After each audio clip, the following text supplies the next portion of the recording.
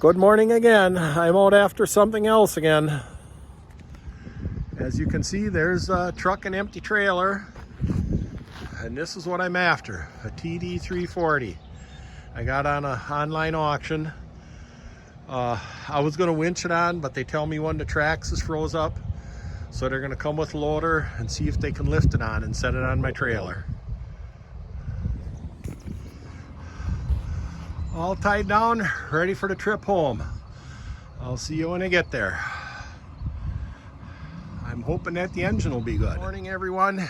It was raining yesterday when I got home, so I didn't do any more video yesterday. But here it is. It remains to be seen if I got a good deal or if I bought an expensive boat anchor. But I know it was worth everything I paid for it, and I'll show you why in a second. I've been keeping my eyes open for either T340 or TD340 for undercarriage parts, because a couple years ago, don't even remember if I did a video, because my brother-in-law bought a T340 I found a couple years ago with a backhoe on it. And but the tracks and undercarriage are completely shot on it. It will move around, but about all he can do is use the backhoe. Anyway, I found this one at Smith Auction Sales up in Baldwin, Wisconsin. Last week Monday, I drove the 4 hours one way to go look at it. In the pictures you could see the sprockets, and you can see they were quite good. And you could see that the adjusters weren't all the way to the front. But in the pictures, you couldn't see the condition of the bushings. So I drove all the way up there to check that out. And the bushings, oh, I'm saying they're at about 50%. So this undercarriage would more than outlast me in what my brother-in-law or his son would probably ever use it. And also when I got there, I grabbed the fan. It's a diesel, but I grabbed the fan and the engine turns. Now this one has a Drought 4-in-1 bucket on it, which I like the 4-in-1 because it makes it a lot more versatile. And it has counterweights on the back. So when you do heavy lifting, it has counterweight to keep the back end down. Now I would think of the Drought loader as being the much more heavy duty one. And the loader itself, I think, you know, the arms, self-leveling bucket, and everything is. But here, if you look at this lower mount is bent here slightly. And that really doesn't look like a real super strong mount for that loader. As a matter of fact, on this side, there's this plate added in. You can tell it's rough cut, torched. And this also gusset in here. And this side also has a slight bend, whether you can tell it in the picture or not.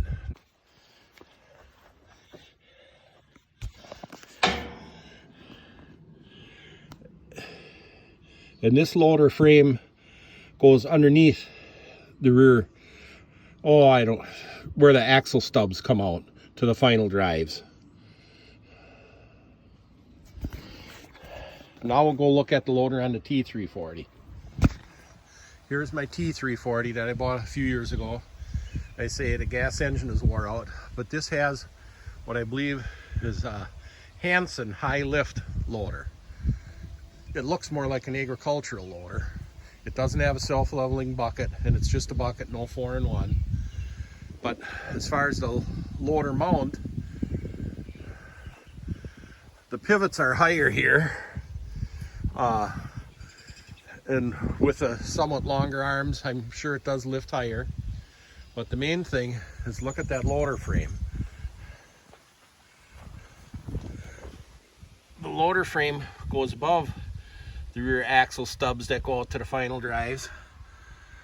But the frame itself, I'd say, is twice as heavy as the framework that goes from the front to back mounting points on the TD340. So this loader frame mounting is much more rigid, much stronger the way it is built, the material.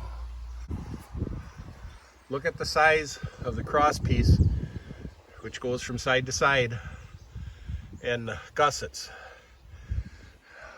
There are no repairs on it whatsoever, no cracks, very good condition. Versus the Drought loader frame.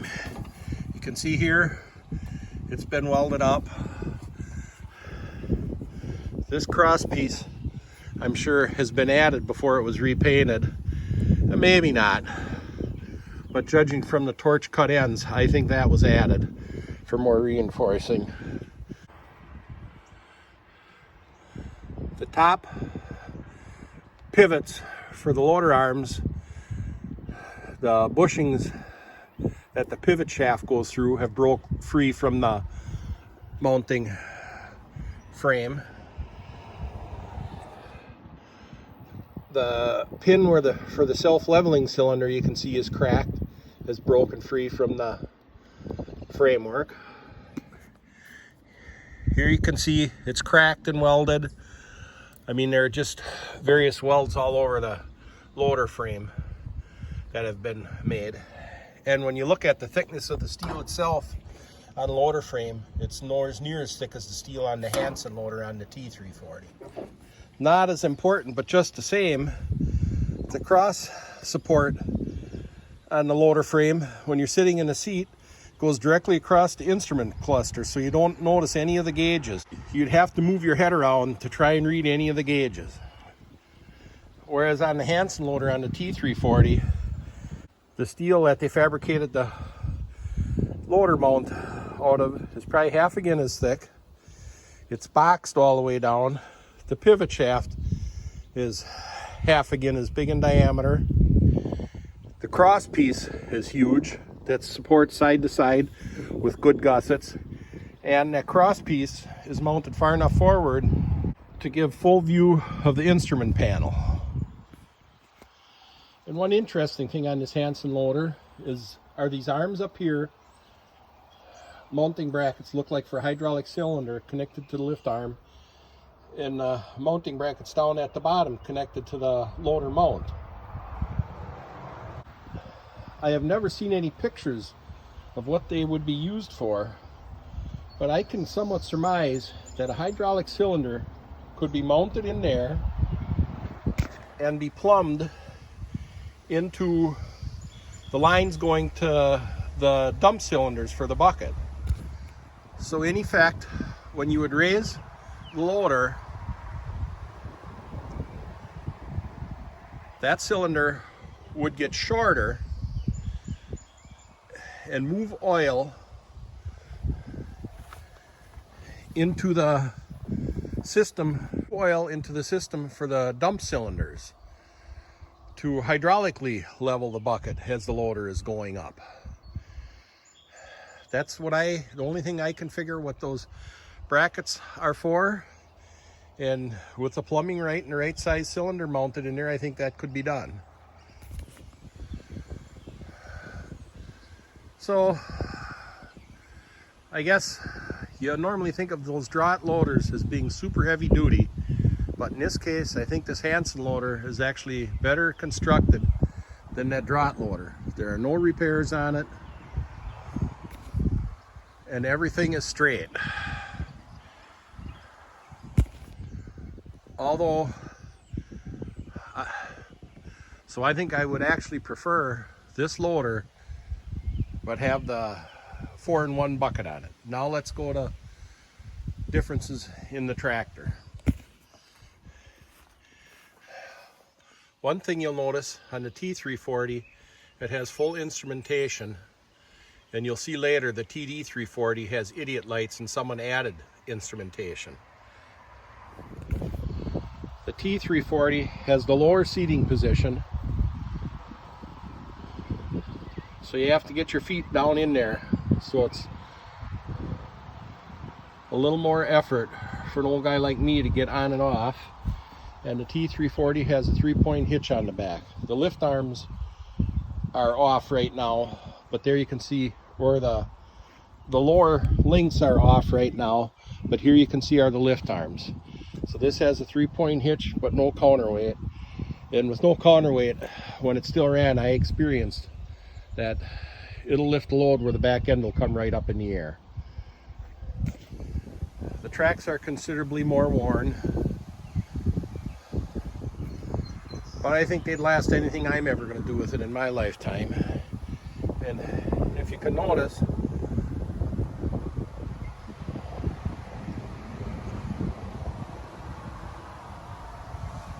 one, two, three, four, it has 4 lower track rollers and 1 carrier roller.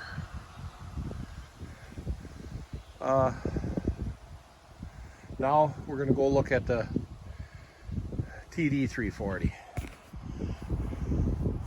The TD340 has 1, 2, 3, 4, 5 lower track rollers, which is a definite plus.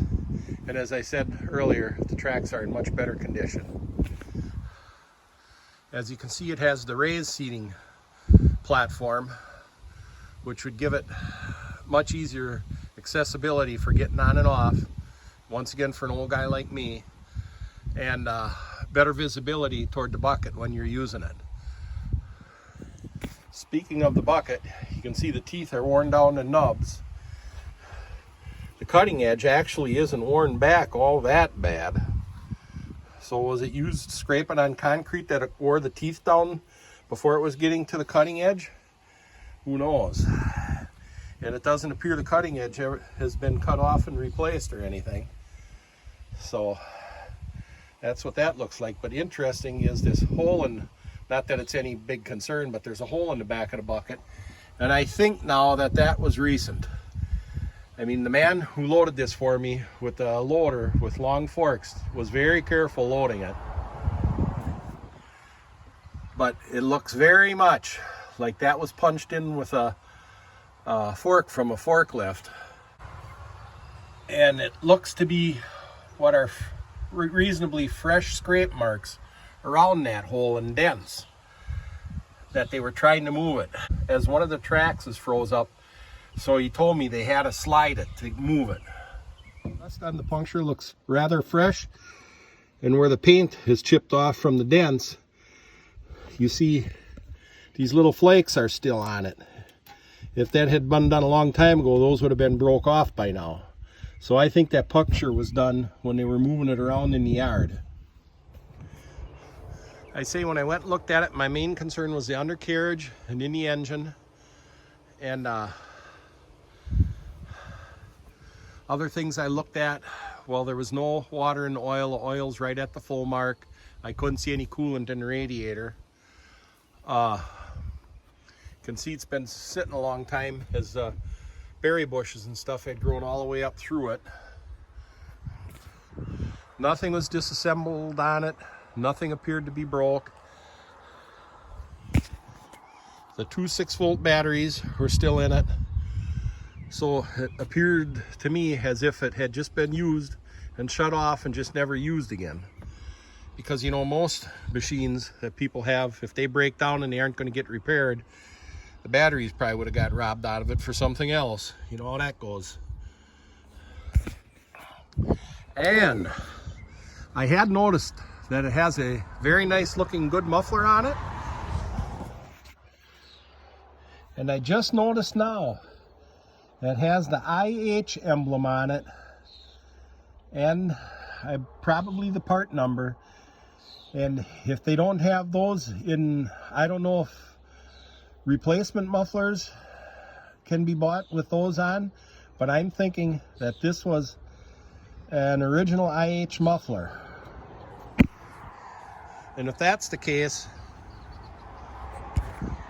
I will be taking it off and saving it and putting on an aftermarket one, because I wouldn't want to accidentally damage or rust out that original muffler,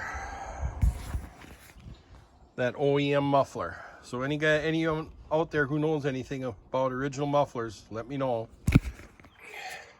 And as I had said, this dash has lights for the oil and amp. Of course, it has the glow plug meter, so we won't know if anything works until it runs. But someone added oil pressure gauge and a water temperature gauge. So that tells me whoever owned this cared for it quite well. So I think my plan of attack is this track actually rolled some. You can see by the rust on it. And the man who loaded it told me that when they were moving it, that one track did roll a little bit. This track has not rolled, and I think my plan of attack for that is I will get under the front and back, the front idler and the rear sprocket, and jack the tractor up some, and then pound down on the edge of the track pads with a sledge to try and break the dirt and rust free, and instead of just trying to force it to roll, try and loosen it up a little bit first. While I'm looking at tracks, one thing I did notice, these front idler bushings must have a fair amount of wear in them though, by this gap you see around here. So my first plan is going to be hook up my remote oil pump to the oil pressure gauge line and pump oil pressure through the engine so the whole thing is freshly primed. And then I will put a battery in it and turn the key, which is included, and hit the button and see if it cranks. Well, my battery went dead on my phone doing the video, and I'm just going to end it here anyway. I apologize for some of the clips being upside down or sideways. I sometimes forget to look at my phone to see which way it is. And I just wanted to video a little end to it here to tell you thanks for watching. I hope you enjoy it. And I plan on doing somewhat of a small series on getting this T340 running, if it runs. So, as I said, thanks again for watching. We'll catch you on the next one.